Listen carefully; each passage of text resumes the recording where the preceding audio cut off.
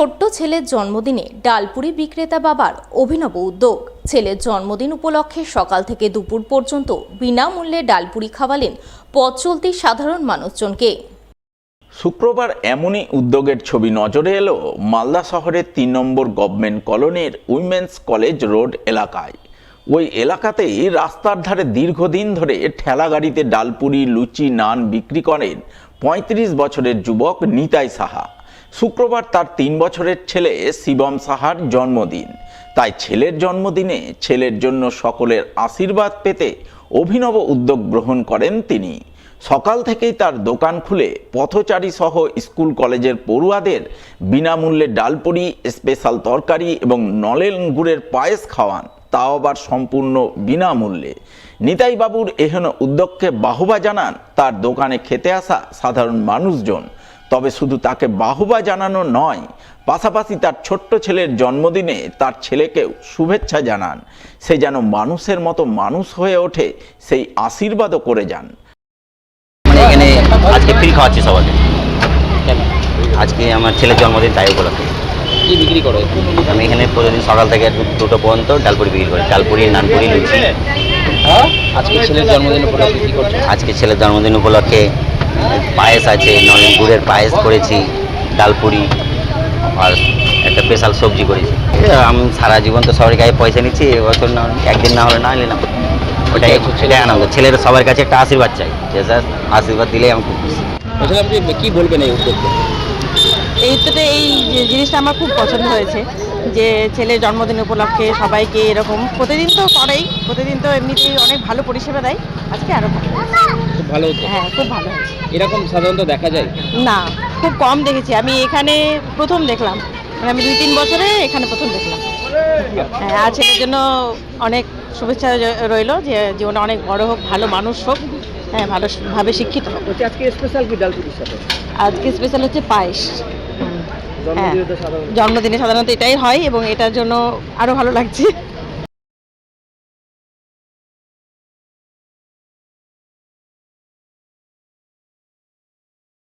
সামাজিকভাবে ন্যায্য এবং সুরক্ষিত গ্রাম গঠনের লক্ষ্য নিয়ে মালদার হবিবপুর ব্লকের জাজিল গ্রাম পঞ্চায়েতের গ্রামসভা হয়ে গেল শুক্রবার।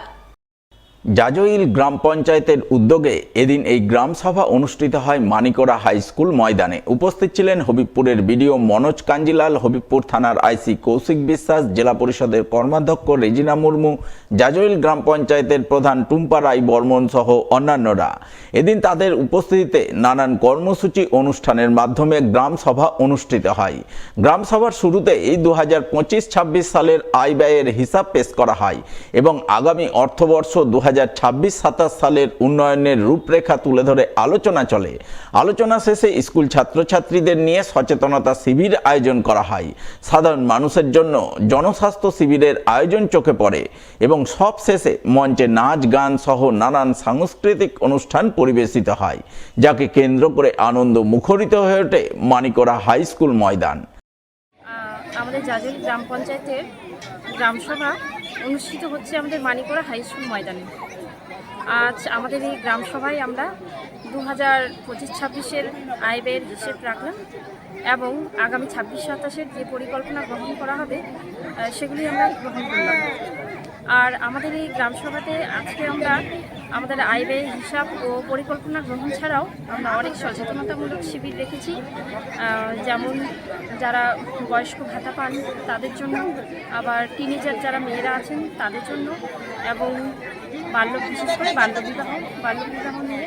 আমাদের এই বাল্যবিবাহ আমাদের সমাজে এখনও সেভাবে নির্মূল হয়নি, সে ব্যাপারে আমরা সচেতনতা শিবির রেখেছি এবং সাংস্কৃতিক অনুষ্ঠানের মাধ্যমে আমাদের এই গ্রামসভা অনুষ্ঠিত হচ্ছে। মালদার বিশিষ্ট ব্যক্তিত্ব প্রয়াত বিনয় সরকারের 139তম জন্মদিন পালিত হল শুক্রবার। দিনটি যথাযোগ্য মর্যাদায় পালন করল ইংরেজবাজার পৌরসভা। দিনটি উপলক্ষে এদিন সকালে পৌরসভার পক্ষ থেকে মালদা শহরের বিনয় সরকার রোড এলাকায় অবস্থিত বিনয় সরকারের আবক্ষ মূর্তিতে শ্রদ্ধাঞ্জলি নিবেদন করেন পৌরসভার চেয়ারম্যান কৃষ্ণেন্দু চৌধুরী, স্থানীয় 11 নম্বর ওয়ার্ডের কাউন্সিলর সঞ্জয় দে সহ অন্যান্যরা। বিখ্যাত শিক্ষাবিদ আচার্য বিনয় সরকার তার 139 বছর আবির্ভাব দিবস।